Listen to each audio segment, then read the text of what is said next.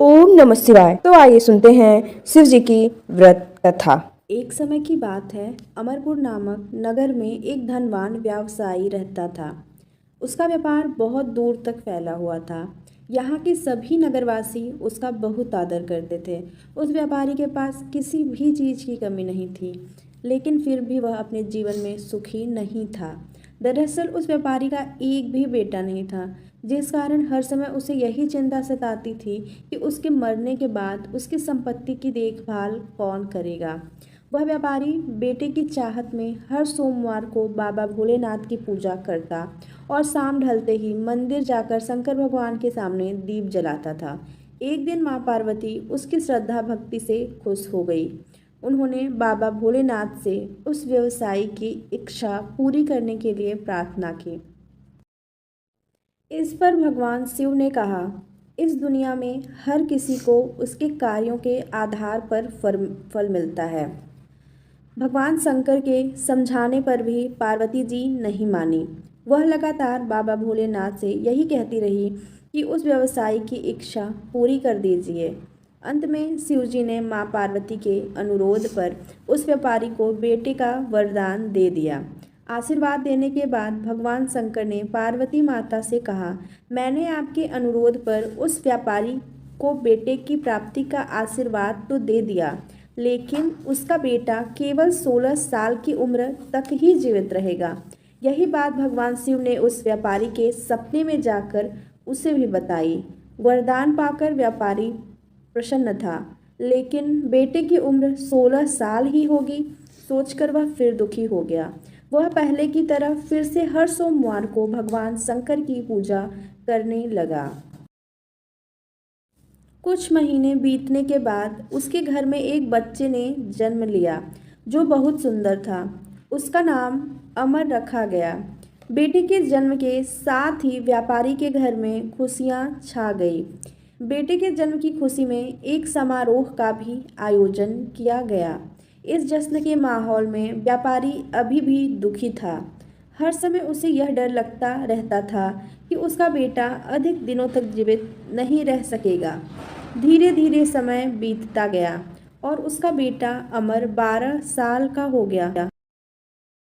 एक दिन व्यापारी ने अपने बेटे को अपनी पत्नी के भाई दीपचंद्र के साथ पढ़ाई के लिए बनारस भेज दिया। वाराणसी जाते समय रास्ते में जहाँ भी अमर और दीपचंद आराम करने के लिए रुके, वहाँ वो यज्ञ और ब्राह्मणों के लिए भोजन की व्यवस्था करते जाते थे। कुछ दूर जाने के बाद अमर और दीपचंद एक नगरी पहुँचे। यहाँ नगर के महाराज की बेटी चंद्रिका की शादी थी, जिसके लिए पूरे नगर को दुल्हन की तरह सजाया गया था।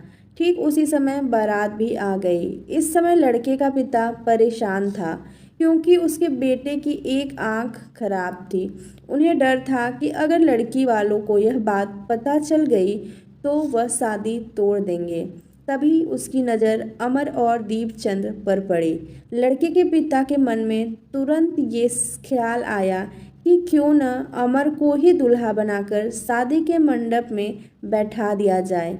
एक बार जब उसका विवाह राजकुमारी से हो जाएगा तो फिर उसके बाद उसे कुछ पैसे देकर वहाँ से विदा कर देंगे। फिर राजकुमारी और अपने बेटे को अपने घर ले आएंगे। लड़के के पिता ने बिना देरी किए दीपचंद से इस बारे में बात की और धन का प्रस्ताव रखा। दीपचंद ने पैसों के लालच में आकर तुरंत हाँ बोल दिया और अमन को दूल्हा बनाकर मंडप में बैठा दिया। यहाँ राजा ने राजकुमारी का कन्यादान कर विवाह संपन्न कराया और बहुत सारी संपत्ति के साथ अपनी बेटी को विदा किया। शादी के बाद जब अमर वहाँ से लौट रहा था तो उसे लगा कि झूठ बोलना सही नहीं है और उसने राजकुमारी चंद्रिका के दुपट्टे पर सारी सच्चाई लिख दी। अमर ने लिखा, प्रिय राजकुमारी चंद्रिका, तुम्हारे साथ छल हुआ है। तुम्हारा विवाह मेरे साथ कराया गया। मैं एक व्यापारी का पुत्र हूँ और फिलहाल पढ़ाई के लिए वाराणसी जा रहा हूँ। तुम्हारी शादी जिससे तय हुई थी उसकी एक आंख खराब है। राजकुमारी ने यह सच जानने के बाद उस लड़के के साथ जाने से इनकार कर दिया और अपने पिता के साथ ही रहने लगी। उधर अमर वाराणसी के गुरुकुल में पहुंचकर पढ़ाई करने लगा। धीरे धीरे समय बीतता गया और अमर 16 साल का हो गया। इस दौरान उसने एक महायज्ञ का आयोजन किया। यज्ञ समाप्त होने के बाद अमर ने सभी ब्राह्मणों को खाना खिलाया और उन्हें कपड़े दिए। सारे काम खत्म करने के बाद अमर रात में अपने कमरे में सोने चला गया। भगवान शंकर के वरदान के मुताबिक उसी रात अमर के प्राण चले गए। अगली सुबह जब दीपचंद उसके कमरे में पहुंचा तो उसने देखा कि अमर जीवित नहीं है। वह जोर जोर से रोने लगा।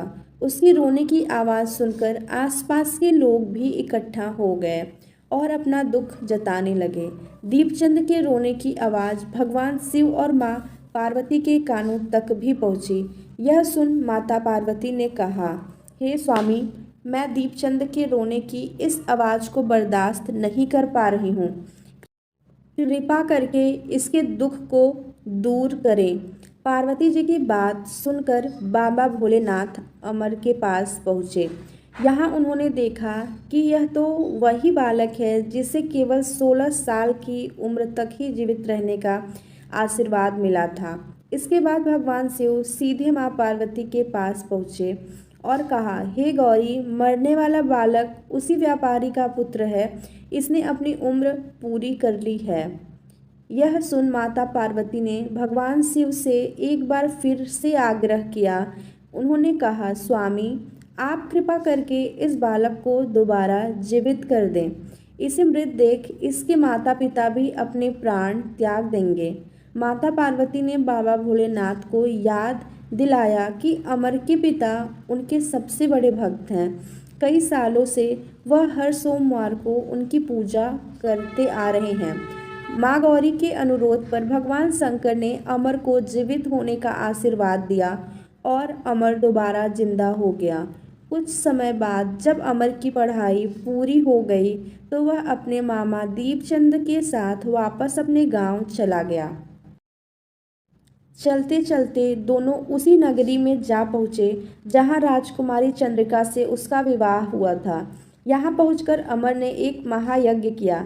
तभी पास से गुजर रहे उस नगर के महाराज ने महायज्ञ होते देखा। महाराज ने एक ही पल में अमर को पहचान लिया और महायज्ञ के समाप्त होते ही वो अमर और दीपचंद को अपने साथ ले गए। कुछ दिनों तक उन्होंने अमर और दीपचंद को अपने महल में ही रखा। उसके बाद महाराज ने संपत्ति और कपड़े देकर राजकुमारी को अमर के साथ भेज दिया। महाराज ने रास्ते में उनकी रक्षा के लिए कुछ सैनिक भी भेज दिए।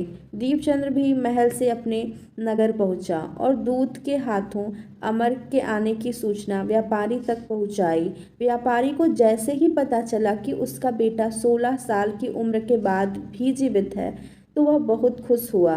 दरअसल व्यापारी और उसकी पत्नी दोनों ने खुद को एक कमरे में बंद कर लिया था। वह बिना कुछ खाए पिए अपने बेटे का इंतजार कर रहे थे। दोनों ने यह प्रण लिया था कि अगर उन्हें अपने बेटे की मौत की खबर मिली तो वह भी अपनी जान दे देंगे। दूत की बात सुनकर व्यापारी और उसकी पत्नी नगर के अन्य लोगों के साथ अपने बेटे के स्वागत के लिए नगर के गेट के पास पहुँचे। यहाँ उसे पता चला कि उसके बेटे की शादी एक राजकुमारी से हुई है। वह दोनों साथ में आए हैं तो उनकी खुशी दोगुनी हो गई।